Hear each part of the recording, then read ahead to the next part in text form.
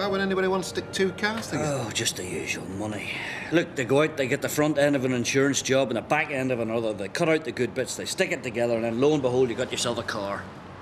And that's what this is? Aye, everything seems fine and dandy. If it's a decent job, until you have your first smash, and that's it. Just folds up, no strength. I'm not with you. Oh, come on, Gary, catch yourself on, son. We bump in a car park, this shouldn't happen, should it? Judy shouldn't be dead. Oh, I'm not saying that. Jim, that's what you're saying. It's not what I'm saying at all. This is why I kept my mouth shut in the first place. Gary, come on, Gary! Come on. Jack and Vera knew. They knew. Come on, Gary. They didn't tell me. They're my kids. They're Judy's Gary, kids. come on. Good God, No, come on.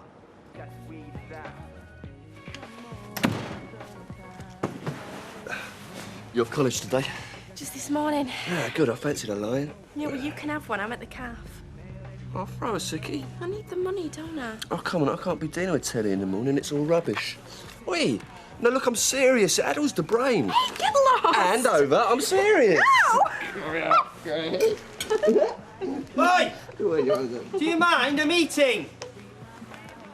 Thank you.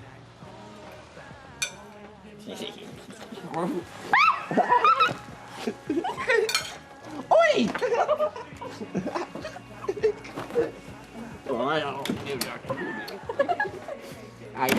Yeah, designer beers have had the day, if you ask me. I'm sure this new eyeliner's making me eyes sore, you know.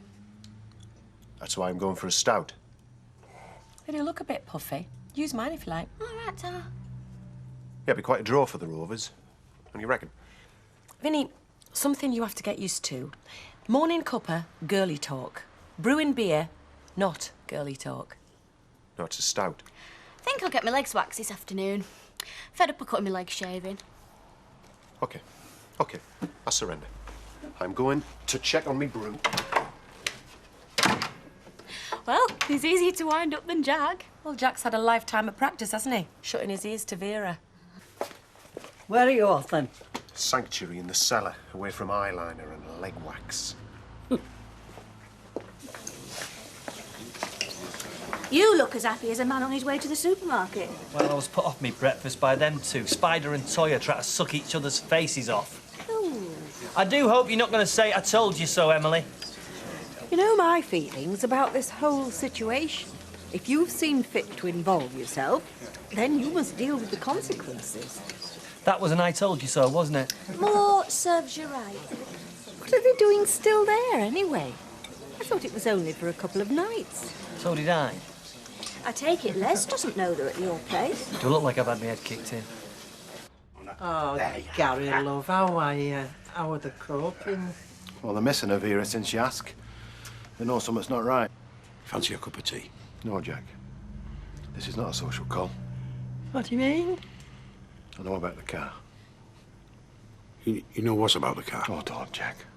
Don't make it worse than it already is. I know that it was dodgy. I know that it was two cars welded to make one. And that it killed my wife. You are? No, it's Gary's son. Don't you call me. Don't make me into your family after what it's done. Look, I don't understand. You know, I realise you're upset. Upset? Upset? It was your car that killed Judy. No, it couldn't have been the car. It were only a little bump. I can't believe that you'd lie to me. You must have known. You must have known since the accident. This is Jim MacDonald, this, isn't it? A friend who told me the truth, yeah. No, I still don't understand. I mean, what has this got to do with what's happened to Judy? The bruise that she got in the bang in the car caused a blood clot that killed her. I didn't know, Gary. I'm to blame. It were me. I killed Judy. As you see, I was just on my way out. Lucky I caught you then. You should have rung first. And then you'd have told me you were going out. Which I am. Won't keep us long.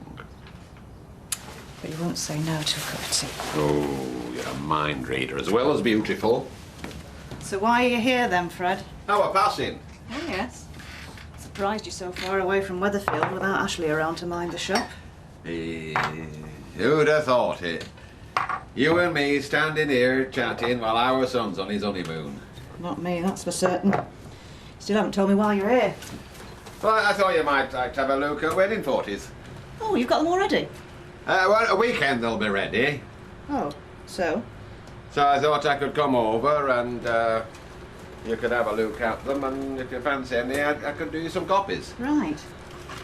Only, like you said, it's a bit of a trek from Weatherfield. Well, if it puts you out, maybe next time you're crossing. Like today. Well, that's one alternative. But on the other hand, when I come over on Saturday, I could make a night of it. Well, when I say night, I mean an evening of it. I thought you might like to go and have something to eat somewhere. They do have restaurants in Oldham, I take it. Oh, well, You can choose the venue. I've no doubt you have a favourite. really haven't the faintest idea, Fred. I'm not one for going out for meals much. And you leave it to me then. I will make some inquiries as to the old cuisine in these parts, and you shall dine like royalty. I say royalty. I don't think so. Not somewhere posh. Somewhere cosy then. I know just the place. Okay. Excellent. Excellent. Gary, lad, the only thing I know is that, OK, me and our Terry didn't get on, but he idolised his mother. He didn't ever put her life at risk. I want his address. Well, we haven't got it. It's moved. I want to speak to him, Vera. We haven't got an address, we've got a phone number, though. What are you going to do? I'm going to talk to him. I'm going to find out if he knew. And if he didn't, I'm going to find the bloke who stole him the car. And I'm going to keep going until I find who was responsible.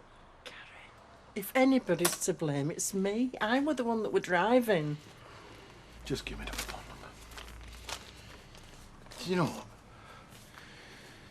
Do you know what I can't cope with? Is that you knew. You knew and you didn't tell me. What were you doing? Were you hoping I wouldn't find out, were you? We loved you.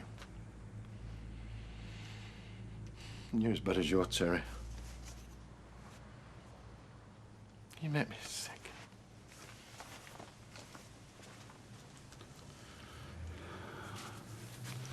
Now then, you go and have a lie down now. I'll make a pot of tea, eh? Yeah. 'Cause I surely need one.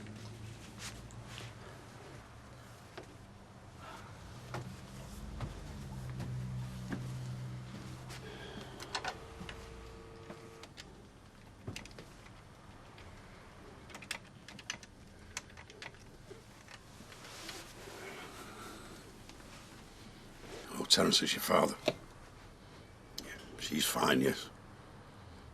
It's you that's not. You disgust me. I'll tell you something, over the years, you have given me some reasons to hate you, but this time... Yes, I'll tell you what, this time...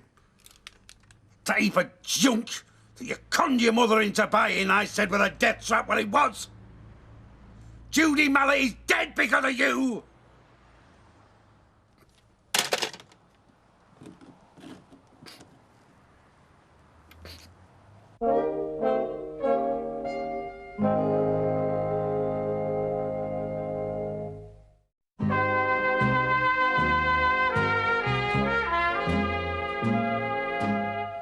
I should have been more careful pulling out of that space. It wasn't your fault. The fellow was driving the wrong way. It wouldn't have mattered, would it, if it had been his old car? Nobody can know that. She still might have bumped a leg. Luke, you're going to have to give all worrying about this. He's going to make you ill. Ill? It should be me that's dead, Jack. It'd have been better all round if it had been me. Right, now you're talking silly. What about them babies? How they're going to cope? And Gary? Luke, you cannot go on thinking like this, Vera. Well, you're thinking it. What? That I were to blame. Yeah, it were me that bought that car off our Terry. I should have known there'd be something wrong with it. There's only one person to blame, Vera, and it's not you. But you said yourself. You said it, didn't you? You wouldn't risk my life. But I was just trying to calm Gary down. Let's face it, V. Terry's in the trade. He must have known. Well, it's a police matter now, isn't it? Because Gary's bound to tell him. Aye, well, he's been sailing close to the wind most of his flaming life. Maybe this time he'll get what he deserves. Hey, the thermal underwear's going well. I think everybody's getting stocked up for a Weatherfield winter. Well, save me a pair of long johns, won't you? Are the women's? So? We used to wear tights. You don't want to hear this. A nice snow fisherman's trick keeps you dead warm. Did you get funny looks in the loo, though? I'll put it this way, you certainly find out who you're friends with. No other blokes used to do it. Mind you, Phil Sutton took it too far. I mean, there was just no need for the short skirts and the high heels. He didn't. Nah. But next time he's giving you a hard time, just picture him in fishnets and a push-up bra.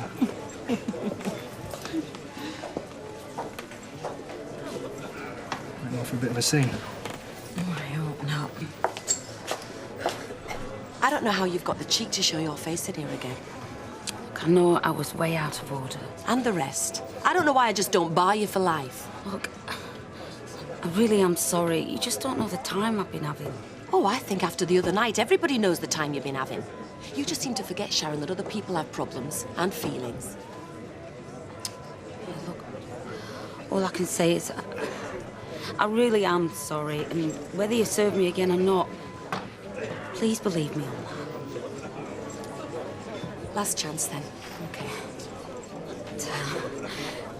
Well, I'll have an orange juice then, please. Ice? Yeah, please. Oh, and can you stick a vodka in there as well? Large one? What do you think?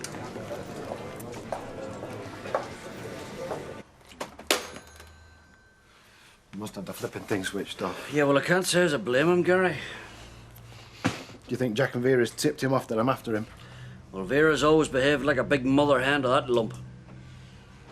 I'm gonna get him, Jim. I'm gonna make him pay. Gary, would you ever take a wee drop of advice from a fellow who's had more scraps than most in his time? Don't do it. He's not getting away with it, Jim. Look, it's a police matter now, isn't it, eh? What will they do? If he's been caught flogging bent motors, Gary, then he's right in it. They'll slap his wrist. They're not going to do him for murder, are they? And that's what this is. Aye. Well, you're the one who's going to be done for murder, judging by the sounds of you. And he'll be with it. And what about them kids upstairs? What are they going to be doing when you're locked up? Gary, look, I know it doesn't mean much to you at this stage, but I'm a great believer in what goes round comes round. Believe you me, his is coming round. I'd like to believe you, Jim. But right now, all I want to do is find him, look him in the eye, and let him know what's coming.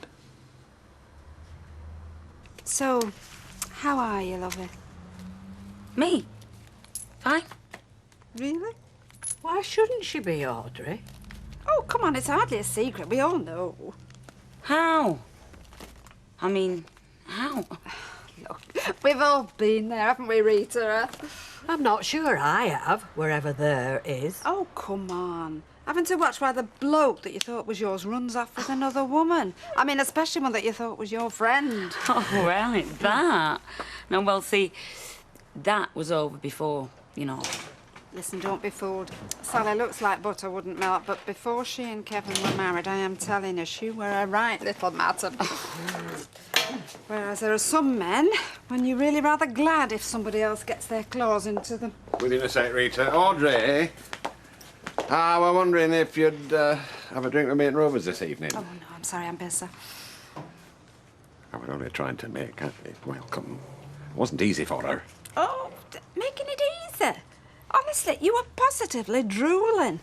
And do you know, Fred, I can't remember another time when I was just so dumped and ignored like that. What can I do to make amends, then? Oh, I don't know.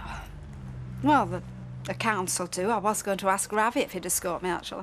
Ask no further. I will be honoured to accompany you. Are you sure?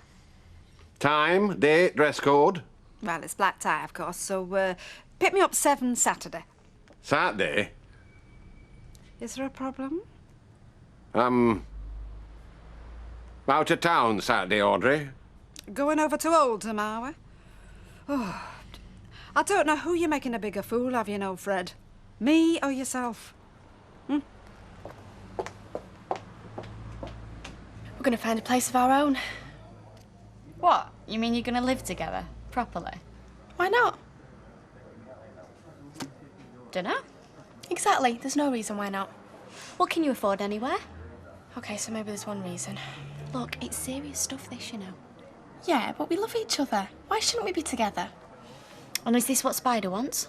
Yeah, just as much as me. Well, have you looked for anywhere? Not really. Oh, it's all so expensive. Has Les said out, you know, when he's been in here? Missing him? How can I put this? No. No, I just wondered if you had any idea where we're living. Well, he reckons you're staying with a mate from college. Anyway, thought he'd washed his hands of you. I hope he has. Maybe then we can carry on living at Curly's. Well, I suppose it's revenge he's after. Well, you can't blame him for that. I know.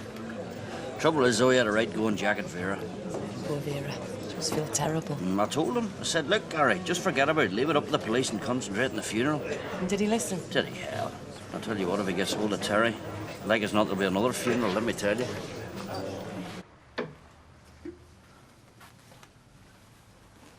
You want to pour me one of them? You have got some gall showing your face in here. Where's me mum? Out. All this business is going to kill her, you know. You weren't winding me up then? About Judy Mallet? No, I make jokes like that all the time. The accident happened ages ago. She was all right. It must have been something else. It was the accident. The car that you sold your mother killed her. And you won't wriggle out of this one. You're loving this, aren't you? Hey? Pretending you're upset. And inside you're glad. You think you finally got your chance to show the world what a bad lot I really am. You're a sick beggar, Terry. You know, Judy and Gary and them babies have been more a family to me than mother than you ever were. I only have one regret. That it wasn't you in that car smash, because I would happily dance on your grave. Unlucky again, Dad.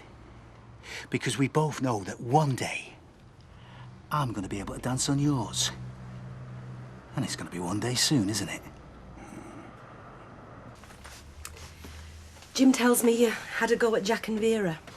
And if you've come round to tell me that I shouldn't have, you can close the door on way out, won't you? Well, having a go at me isn't going to help either. They were protecting him, Natalie. If Jim hadn't have told me about the car... They didn't know that the car had anything to do with Judy's death until Jim told them. Gary, I do know what you're going through. I know you've been through a lot, Natalie, but... When Des died, I actually thought that my heart was going to break.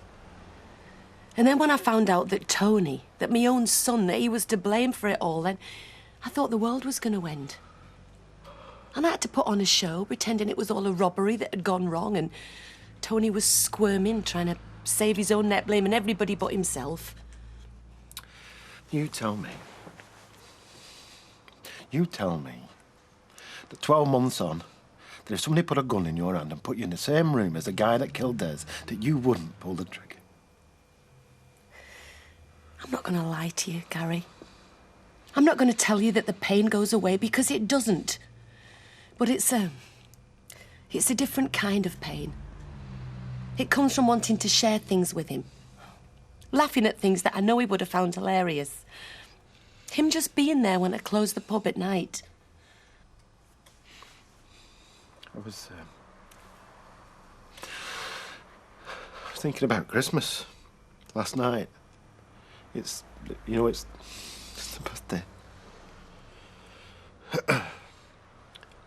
I don't know how I'm going to get through the funeral, never mind the next 3 months.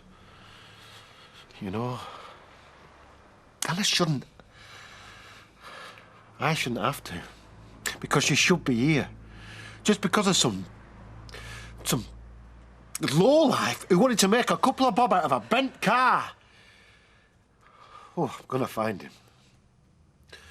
And I'm going to make him realise what he's done. Just make him realise what he's taken from us. The only way that you're going to get through this is by concentrating on one thing at a time. Get through the funeral, then talk to the police, and then do what Judy would have wanted. Make sure that those babies grow up to be a credit to you, Gary, and to her memory. Scum like Terry Duckworth aren't worth jeopardising their futures for. And if you think it's easy for me to say, then I didn't answer your question. If I got the chance to make the man who killed Des pay, then damn right I would. Only I wouldn't shoot him. I would kill him as painfully and as slowly as I could. But you know something, Carrie? Won't bring him back.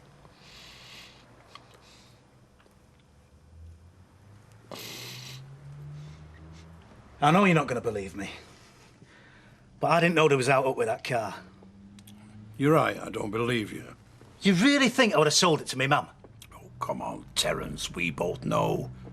You'd sell your mother for a few quid just like you did your own son. Tommy's having a better life than I could have ever given him. A better life than I ever had. You were a flaming lousy father. If you'd have been brought up by Mother Teresa, you'd have still turned out rotten. Cheers, Dad. My mum will believe me. Oh, I wouldn't count on it.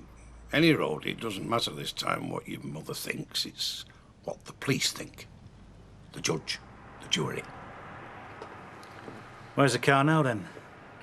Have the police got it? No, they haven't, no. Why?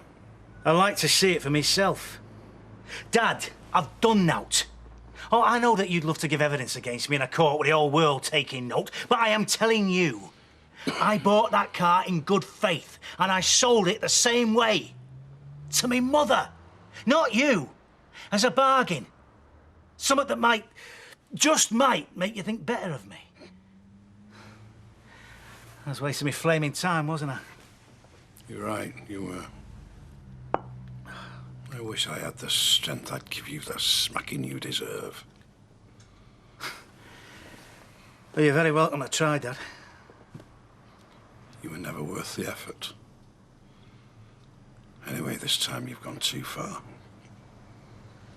Everything you've ever done, every bit of nastiness, deceit, has always been kept inside the family. This time it's spilt over. And a good woman, one of the nicest people I have ever met, is dead. I do hope you can sleep at night